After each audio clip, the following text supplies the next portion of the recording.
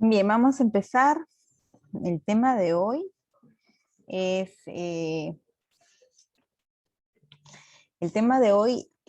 esclerosis lateral amiotrófica, ¿ya?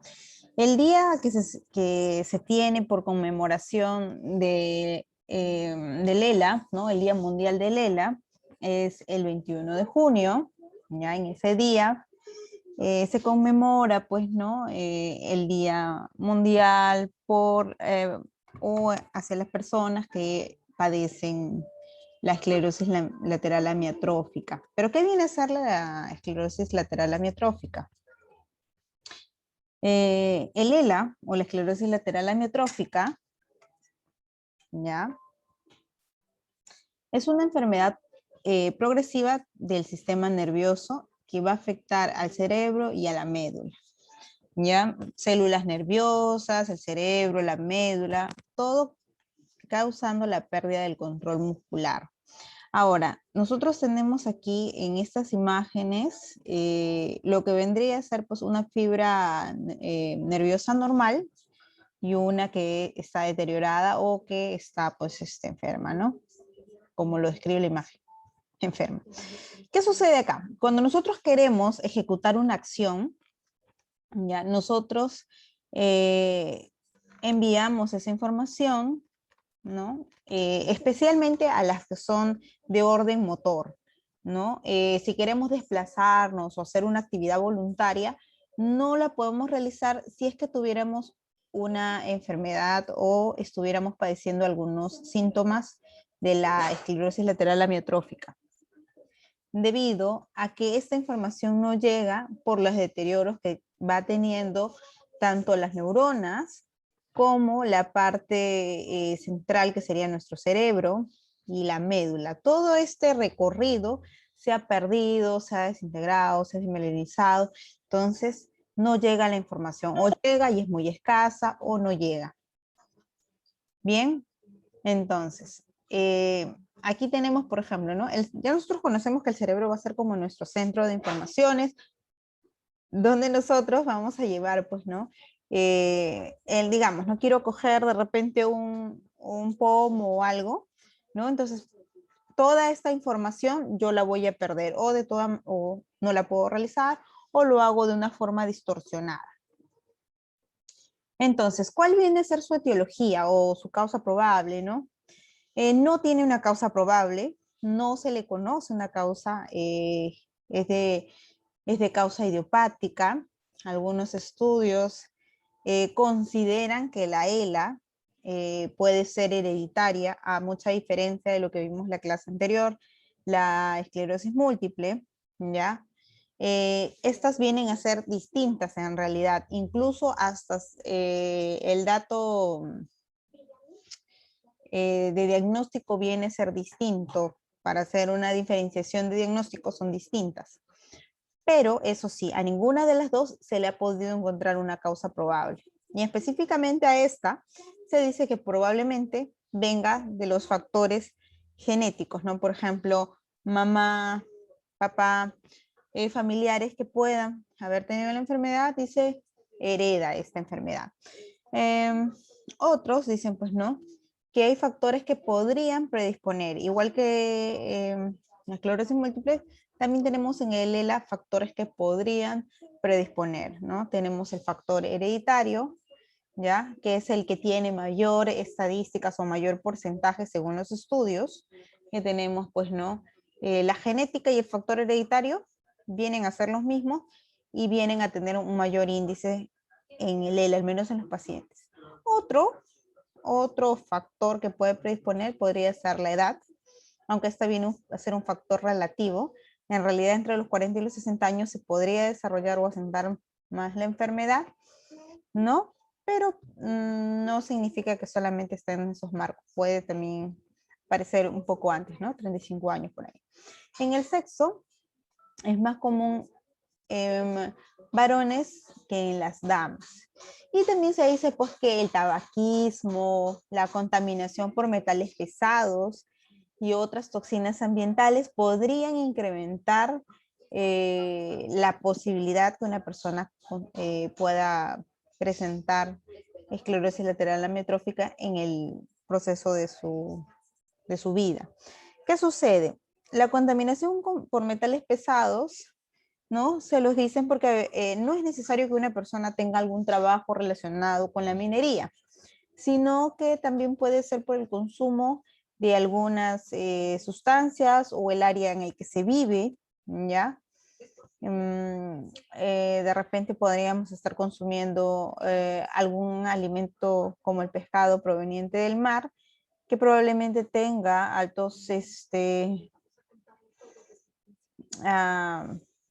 alto factor en la absorción de metales, ¿no? Puede ser aluminio, puede ser cobalto, etcétera, etcétera. Pero para eso se hacen otros exámenes también.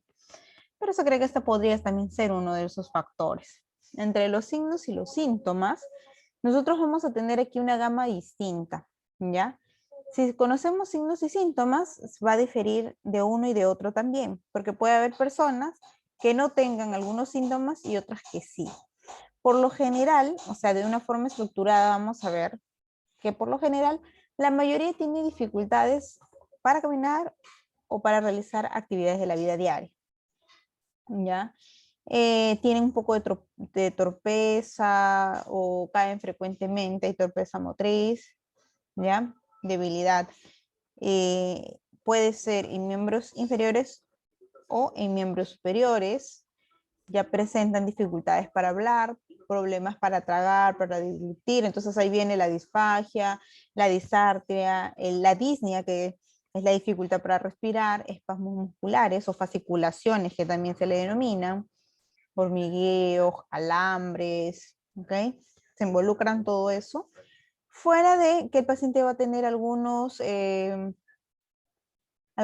conductas inapropiadas o algunas emociones que van a ser inapropiadas o exageradas, ¿no? Puede pasar del llanto a la risa o del llanto y la risa pueden ser exagerados, igual que los bostezos o algún signo de expresión facial. Entonces también vamos a tener alteraciones del comportamiento.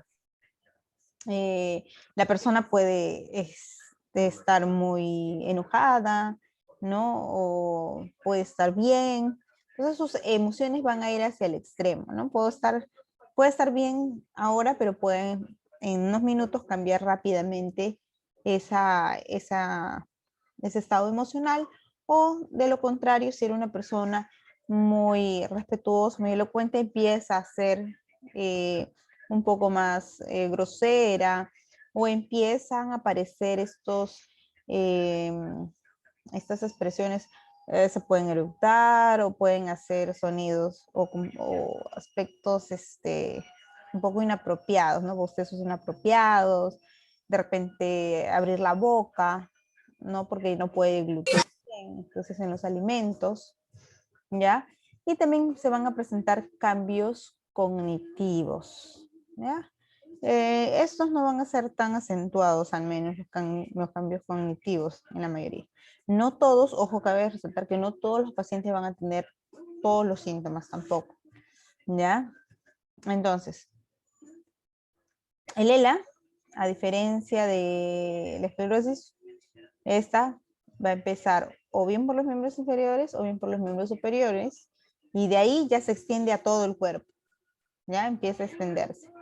No afecta el control de la vejiga ni de los sentidos. Entonces quiere decir que no tiene problemas de sensibilidad, ya puede sentir espasmos, hormigueos, calambres, pero no es que deje de sentir. Llega a sentir, no pierde la sensibilidad, y hay el control de los esfínteres, que es muy importante ahí. Ahora, en los estadios agudos o tempranos, se puede decir del ELA, el paciente no suele presentar dolor, ¿ya? Y si los presenta, estos son poco comunes, ¿no? En algunos, o son pasajeros, dolores pasajeros. Aquí tenemos, por ejemplo, en la gráfica, parte de los síntomas, ¿no? Dolor, fatiga muscular, al inicio como calambres, hasta que después ya empieza a presentarse lo que sería la parálisis, ¿ya? Vamos a tener fases y estadios de la enfermedad. Vamos a presentarlos así como primera, segunda y tercera fase, ¿ya? Dentro de la fase hay como subfases. En la primera fase nosotros vamos a encontrar el primer estadio donde hay una debilidad muy leve, una sensación de torpeza, de pesadez, o ya puede ser en las piernas, o ya puede ser en las manos para coger objetos, ¿no? Entonces ya suele ser un poco más, el paciente un poco más lento, se siente un poco más lento.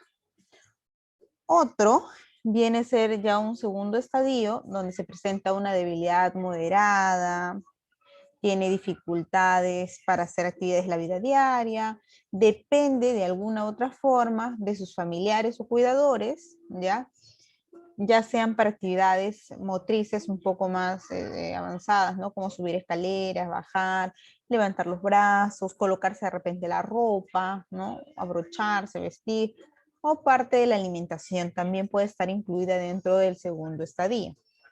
Ya cuando hablamos del tercer estadio de la primera fase, estamos aquí, ¿ya? El paciente va a ser capaz de caminar solamente distancias muy cortas, probablemente del mueble o donde se encuentre, unos 5 pasos, más no, ¿no? Un tramo muy, muy corto.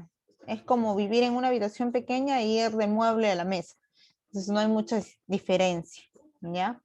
Va a ser dependiente de su cuidador o de su familia para todas las actividades de la vida diaria, ya sea ya incluye el baño, ya incluye la alimentación y el vestido.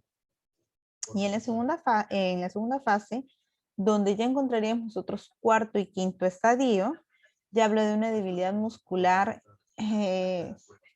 moderada o grave, ¿ya? El paciente necesita ayuda para movilizarse, no se puede hacer transferencias, no ayuda incluso a cambiarse de cama a silla, entonces es un poco ahí de más trabajo por parte de las personas que lo atienden. Pueden complicarse este cuadro con las úlceras por presión o UPP como les conocen, van a aparecer las retracciones articulares, ¿ya? Y obviamente va a aparecer un déficit también de la movilidad y de lo que sería, pues, ¿no? Algún tipo de cambio, de transferencia. Va a ayudar muy poco en realidad. Ahora, en lo que viene a ser tercera fase, ¿ya?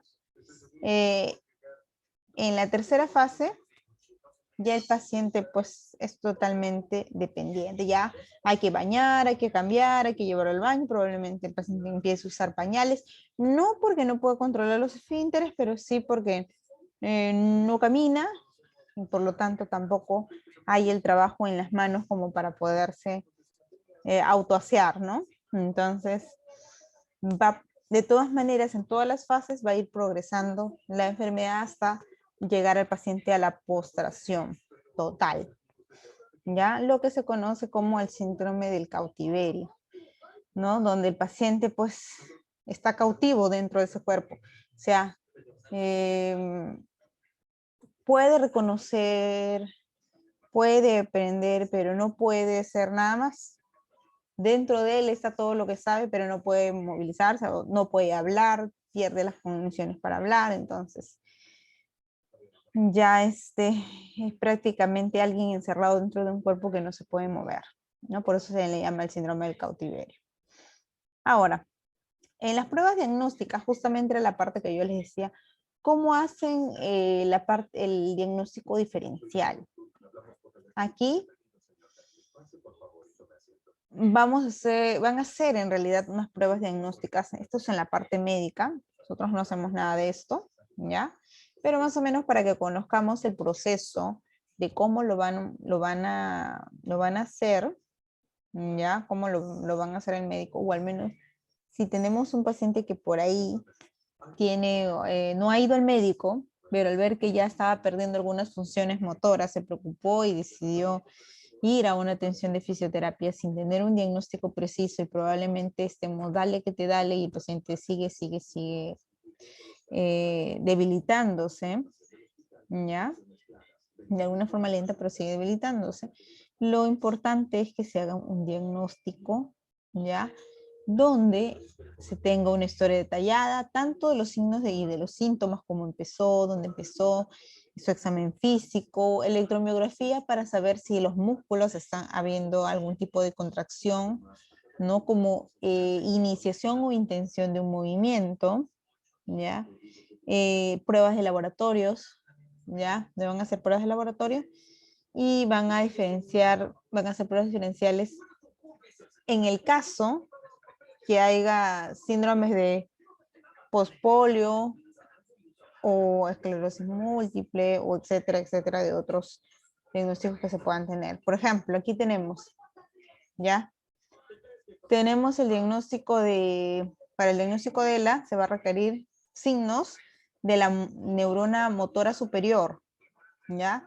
Y signos de la neurona motora inferior. Ahora, incluso sin, tenemos otros que puede ser también por curso progresivo de la enfermedad. Ahora, ¿nos acordamos nosotros que es un signo de una neurona motora superior o qué vienen a ser signos de la neurona inferior? A ver, ¿alguien por ahí se acuerda?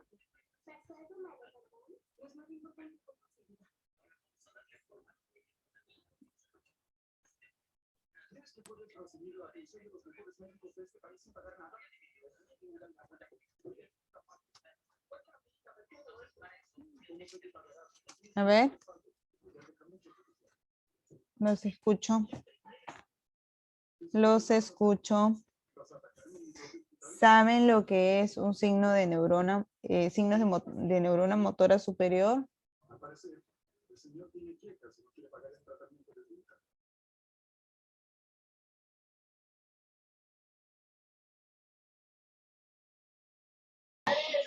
Es un trastorno neurológico, Miss. Ya, si es neurológico, estamos ahí en... ¿Dónde fue que tú ingresas?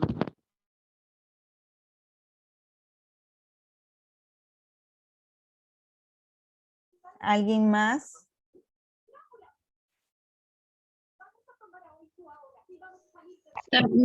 También se podría decir que es un tono muscular espástico en ausencia de atrofia. Mm, ya, está en algo, está más cerca su compañera, está más cerca.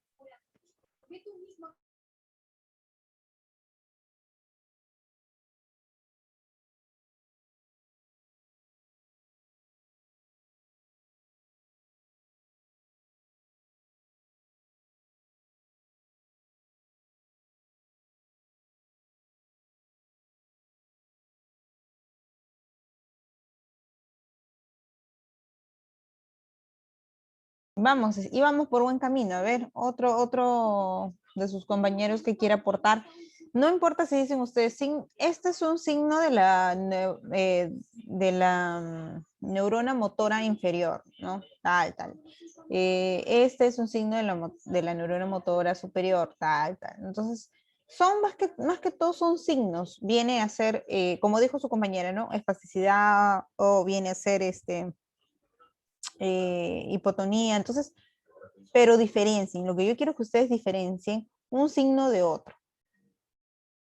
Entonces, vayan por ahí pensando, porque esta parte ya la vimos, esto de los signos, al menos lo tocamos en la parte en el segundo tema de la clase de este curso. O sea, acuérdense más o menos cuando iniciábamos el curso, por ahí.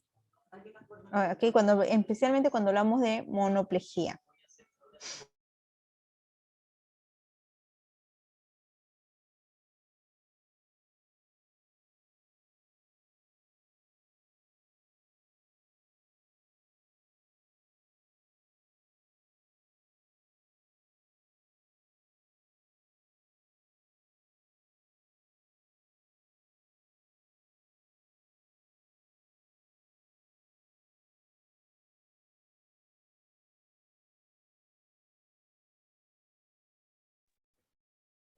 A ver, vamos a buscar a sus voluntarios. A ver, Ana Mayuri. Alumna Ana Mayuri. Presente, licenciada. ¿Cómo estás, Ana? Buenas tardes. Vamos a ver, dinos un signo que tú puedas recordar de la motoneurona superior o neurona motor superior. ¿Algún signo? Hay debilidad a nivel muscular. Ya. Mm, ya, la debilidad viene a ser un signo de la enfermedad, pero de la motoneurona superior, no.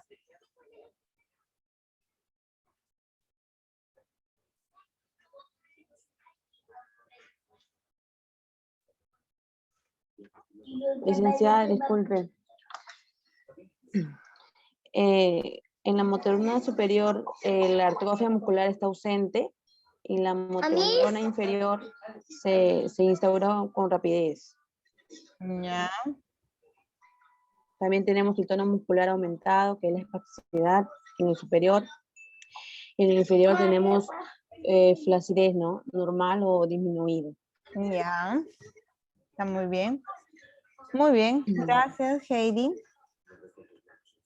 Muy bien. Como vemos, ya tenemos aquí signos de la motoneurona superior. Dentro de ellos también vamos a encontrar algunos reflejos, ya, reflejos patológicos obviamente, como puede ser el reflejo de Clonus. Todos conocemos que el reflejo de Clonus sí es un reflejo que se aparece, ya, cuando hay una dorsiflexión, en este caso del pie. En realidad este viene a ser un clonus que va a aparecer, que es característico porque aparece en el tendón de Aquiles, ¿no? Nosotros flexionamos y de pronto hay una respuesta en plantiflexión de forma repetitiva donde el paciente no es consciente de haber realizado ese movimiento. Muy bien, vamos a tener presente lo que dijo su compañera Heidi. Tenga muy presente eso porque eso siempre es una pregunta que viene en los exámenes. ¿Ya? Bien, ahora, un signo de motoneurona inferior.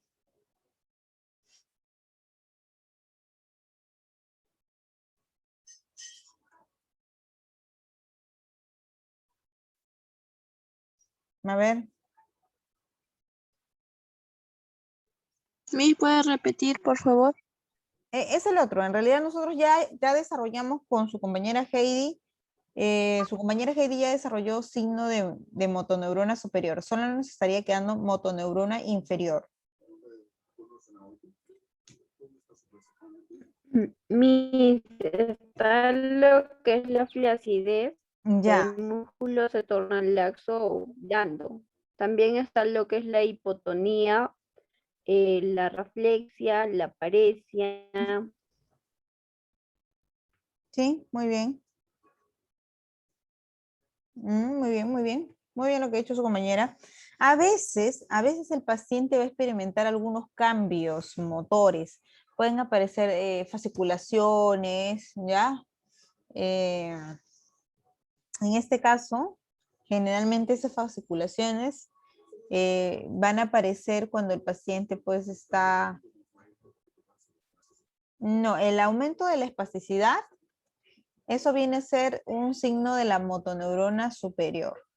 ¿Ya? Motoneurona inferior es todo lo contrario a eso. Hipotonía, pobre respuesta a estímulos y todo eso.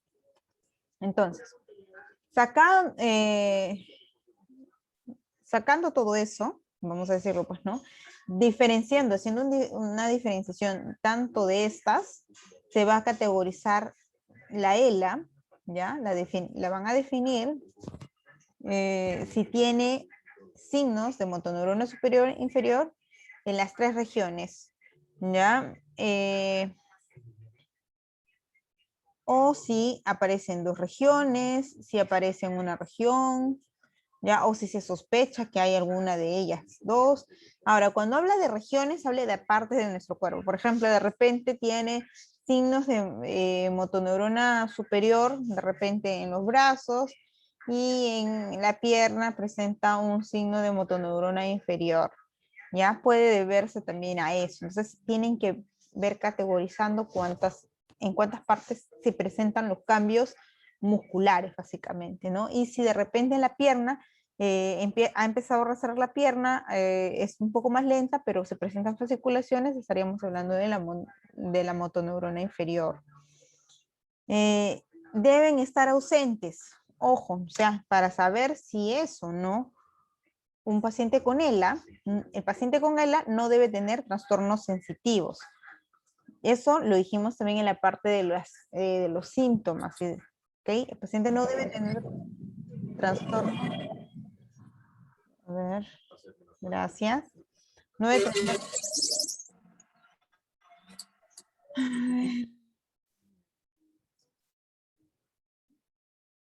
Ya, listo.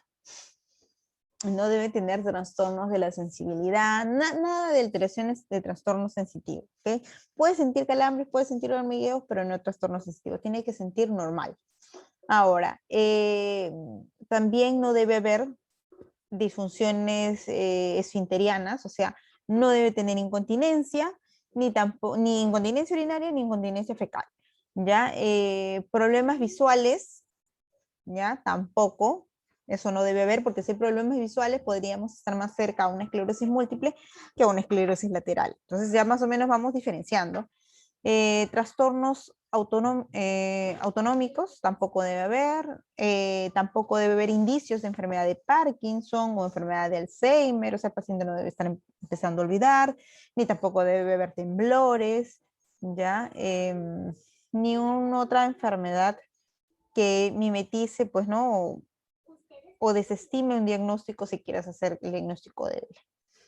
Y ya para que el diagnóstico se asegure y se apoye, los médicos van a usar las fasciculaciones en las regiones.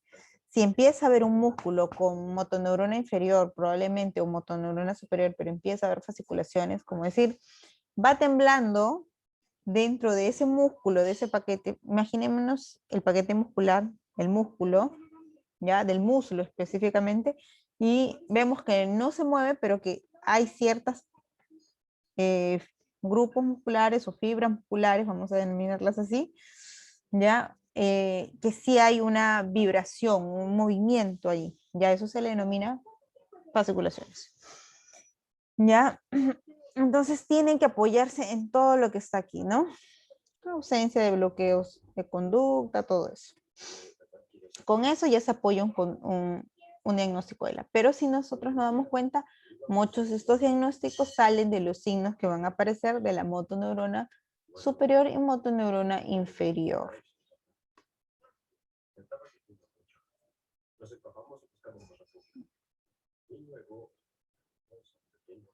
Bien, vamos en la parte del tratamiento. Si vamos a presentar los tratamientos, vamos a darnos cuenta que esta tiene muchas opciones de tratamiento. Le van a dar mucho tratamiento al paciente y uno de ellos va a ser el tratamiento farmacológico, ¿ya? Donde se pueden usar fármacos que no van a curar, pero que sí van a servir como paliativos, ¿ya? Quiere decir que para que calme fases de dolor, probablemente si es que tiene dolor, o para que le quite hormigueo o fatiga, o para medicamentos adyacentes. Usualmente le dan, pues, para retardar los síntomas en realidad, ¿no? Si tiene problemas para respirar, le van a dar medicamentos para ello, todo eso. Fuera de eso, el paciente tiene que seguir muchos otros tratamientos, como la fisioterapia, la terapia ocupacional, ¿ya? La terapia del lenguaje, cardiorrespiratorio y un tratamiento nutricional, porque poco a poco van a aparecer los problemas para poder masticar y tragar. Entonces, fuera de ello, con el tiempo, el paciente, pues, ¿no? Llega a un proceso en el cual necesariamente tiene que tener un apoyo ortopédico distinto al que puede tener cualquier otro paciente. ¿A qué me refiero? El paciente, ¿ya? Va a tener que pasar por una serie de cuidados, eso es una. Y número dos, tiene que conseguir un mobiliario porque el paciente va a llegar a la postración tarde o temprano. ¿Ya? Va a llegar a la postración tarde o temprano, así nosotros querramos retardar esa situación. Y va a tener que usar una silla neurológica. ¿Ya? Estas sillas se le llaman sillas neurológicas.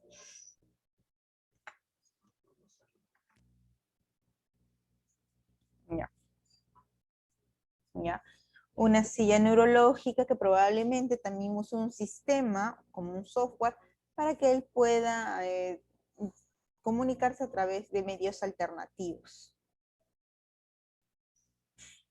En la evaluación fisioterapéutica, ¿ya? ¿Qué debo evaluar en un paciente con ELA? Vamos a evaluar con la escala de clasificación funcional del ELA, ¿ya? Otra va a ser la evaluación de las fases de la marcha, cómo es que está caminando, ¿ya?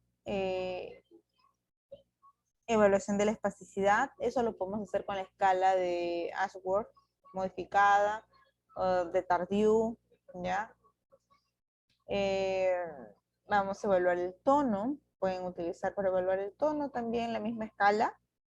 Actividades de la vida diaria, si queremos nosotros saber en qué nivel de independencia o dependencia se encuentra el paciente, entonces se va a usar el índice de CATS, ¿ya? Actividades instrumentales, podemos tener el índice de Lawson para saber si es que el paciente todavía por ahí tiene actividades instrumentales o si ya perdió definitivamente todas las actividades instrumentales. Podemos ir tanteando también con la escala de Norton. En la escala de Norton ya sabemos que la parte de continencia, ¿ya? Va a estar invicta. Al menos esa debe estar invicta, no debe tener presente ninguna pérdida de continencia, ¿ya? Y la escala de Bartle. Ahora, vamos a empezar la parte de taller, ¿ya? Nos quedan 2 minutos y nosotros vamos a hacer, cuando regresemos, ¿cuánto nos quedan? Nos quedan regulares. Ya. Vamos a empezar buscando sus grupos, van a empezar buscando sus grupos ustedes, ¿ya? Grupos afines, por favor, ya que no quede nadie afuera, de preferencia, para que yo no los tenga que estar juntando. Entonces, buscamos grupos afines, ¿ya? Y vamos a buscar, por ejemplo, dónde está la escala de clasificación funcional del ELA, qué es lo que compone esa escala. Otro grupo, ¿ya? No la escala de Tardieu, no, ni la de Ashworth modificada, porque esa sí la hemos hecho, ¿ya? Van a buscar sobre la escala de Bartel, ¿ya? Otro grupo va a buscar escala de Bartel y otro va a buscar la escala de clasificación funcional del ELA. Así que vayan buscando sus grupos. Y de ahí vamos a los demás grupos que se formen, ¿ya? Vamos a ver opciones de tratamiento. ¿Qué podemos hacer? O de repente uno que otro ejercicio por ahí para hacer el taller, ¿sí? Mientras yo voy a continuar, mientras ustedes se van realizando.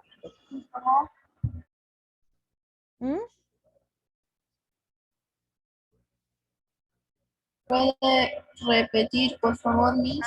Ya, hijita. No te había escuchado bien. No se escuchaba bien. Les decía que vayan juntándose. A la próxima videoconferencia que tengamos ahorita que finalice esta, vamos a empezar seleccionando los grupos. Yo voy a terminar de dar la explicación de la clase y vamos a empezar con un mini taller donde los grupos que ya se hayan formado van a empezar a hablar de qué consiste la escala de clasificación funcional del ELA y el otro de la escala de Bartel, mientras los otros grupos que se formen, ya vamos a hablar un poco del tratamiento. Entonces,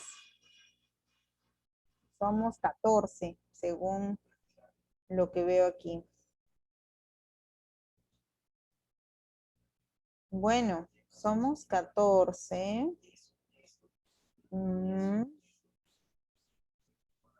Vayan, hagan 3 grupos, donde un solo grupo debe tener 4 y los otros 2 grupos 5.